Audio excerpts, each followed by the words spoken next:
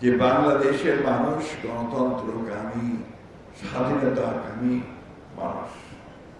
বারবার তারা সংগ্রাম করেছে, লড়াই করেছে তার স্বাধীনতার জন্য, তার ব্যক্তি স্বাধীনতার জন্য, গণতান্ত্রিক লড়াই করেছে তার গণতন্ত্রের অধিকারগুলোকে সুরক্ষিত করার জন্য। কিন্তু দুর্ভাগ্যের বিষয় হল সেখানে সে বারবার হোঁচট খেয়েছে। যতবারই হোঁচট খেয়েছে এই দেশের মানুষ কিন্তু রুখে দাঁড়িয়েছে এবং আন্দোলনের মধ্য দিয়েই, সংগ্রামের মধ্য দিয়েই সে বিজয় অর্জন করেছে।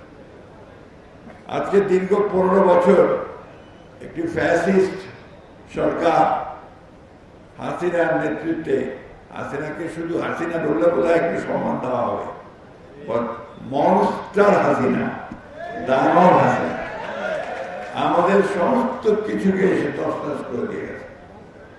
আমাদের বিচার ব্যবস্থা, আমাদের প্রশাসন, আমাদের নির্বাচনের প্রক্রিয়া, আমাদের অর্থনীতি, স্বাস্থ্যনীতি, শিক্ষা ব্যবস্থা, সমস্ত জায়গাতে সে তছনছ করে দিয়েছে। এই যে মনস্টার, এই যে দানব, তার হাত থেকে আমরা বেরিয়ে আসতে পেরেছি। বিএনপির অবদান নিয়ে অনেকে অনেক কথা বিভিন্নভাবে বলার চেষ্টা করেছে, অথবা কিছু কিছু সংগঠন, কিছু কিছু মানুষ তারা এই আন্দোলনকে শুধু নিজেদের আন্দোলন বলে দাবি করেছে। আমি তাদের অবগতির জন্য একটা কথা বলতে চাই যে আমরা গণতন্ত্রের জন্য সমগ্র সময়টাই লড়াই করেছি। নিশ্চয়ই এই যে আজকে যেই জন্য আপনারা বসেছেন যাকে স্মরণ করবার জন্য, সেই আন্দোলনও ছিল কিন্তু গণতন্ত্রের জন্য আন্দোলন, স্বৈরাচারের বিরুদ্ধে আন্দোলন। এটা একটা গণতান্ত্রিক ব্যবস্থাকে প্রতিষ্ঠা করবার জন্যই কিন্তু তখন ছাত্র জনতা সেদিন সেইভাবে রাস্তায় নেমে এসেছিল। ঠিক একইভাবে দীর্ঘ 15 বছর আমরা দেশের খালেদা জিয়া, তারেক রহমানের নেতৃত্বে আমরা ফ্যাসিস্টকে উৎখাত করার জন্য আমরা লড়াই করেছি, জীবন দিয়েছি, প্রাণ দিয়েছি। আমাদের 60 লক্ষ মানুষের বিরুদ্ধে মিথ্যা মামলা হয়েছে। এখানে খুব কম মানুষ আছে যাদের বিরুদ্ধে মামলা হয় নাই, কম মানুষ আছে যাদেরকে কোর্টের বারান্দায় বারবার দিতে হয় নাই। এখনো অনেকেই আছেন যাদের মামলা প্রত্যাহার হয় নাই, ঠিক কিনা?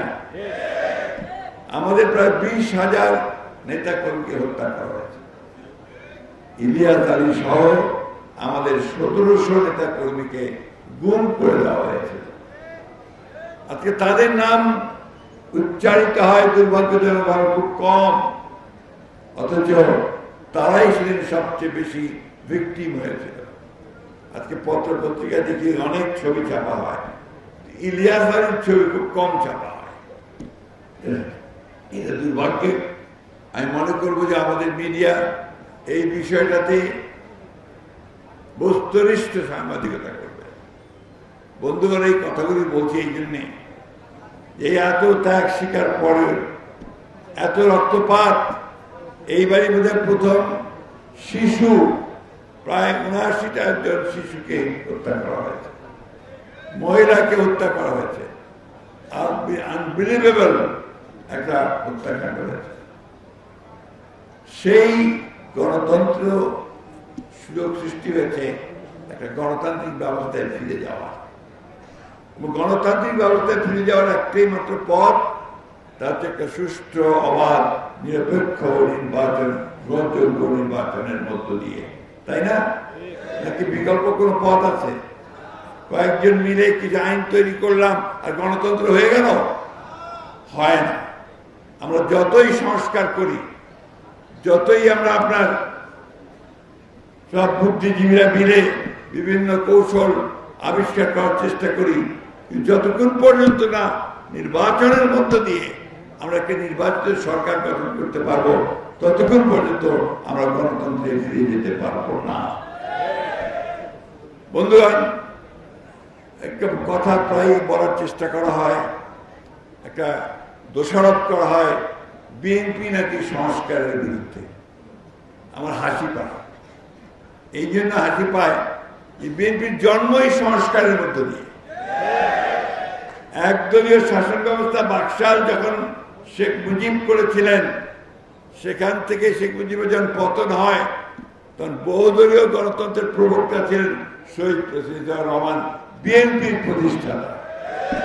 সুতরাং বিএনপির জন্মই তো আপনার এই গণতন্ত্র থেকে, সংস্কার থেকে, একদলীয় শাসন ব্যবস্থা থেকে বহুদলীয় শাসন ব্যবস্থা।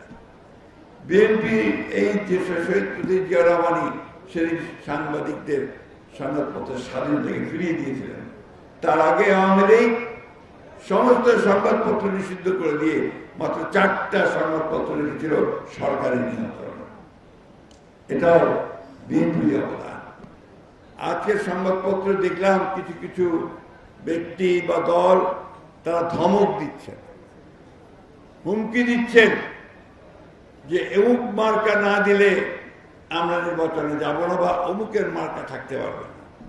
ভাই, আমরা তো তোমাদের মার্কাতে বাধা দেইনি। কোন মার্কা তোমাদেরকে দেবে নির্বাচন কমিশন, সেটা নির্বাচন কমিশন সিদ্ধান্ত নেবে। আমরা যে কথা বলে যাই যে তোমাদেরকে এই মার্কা দেওয়া যাবে না, তাহলে অযথা বিএনপির ধানের শীষকে নিয়ে টানাটানি কেন?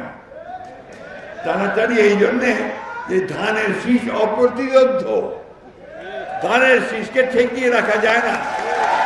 যেদিকে যাবেন গ্রামে গঞ্জে যেখানে সব একটাই স্লোগান উঠতে থেকে ধান লাগাইয়া দাও, ধান লাগাইয়া দাও, ঠিক কিনা বলেন? এই কথাটা হচ্ছে প্রধান কথা। ওই জন্যই ওকে রুখতে হবে, ওকে আটকে দিতে হবে। কারণ ধানের শীষ এসে গেলে ওই যে বাংলাদেশের শত্রুরা আছে, সেই শত্রুরা তাদের সমস্ত কনস্পিরেসি চক্রান্ত থেকে পরাজিত হয়ে চলে যেতে বাধ্য। শেখ হাসিনা মানে আমাদের সেই আপনার মনস্টার শেখ হাসিনা এমনি এমনি পলাইয়া দিল্লি যায় নাই, যেতে বাধ্য হয়েছে। কারণ আমরা সেই গ্রাউন্ড তৈরি করেছি, আমরা সেই ভিত্তি তৈরি করেছি। দীর্ঘ 15 বছরের সংগ্রাম দিয়ে, বুকের রক্ত দিয়ে লড়াই করে সেই আমরা সুন্দর করেছি।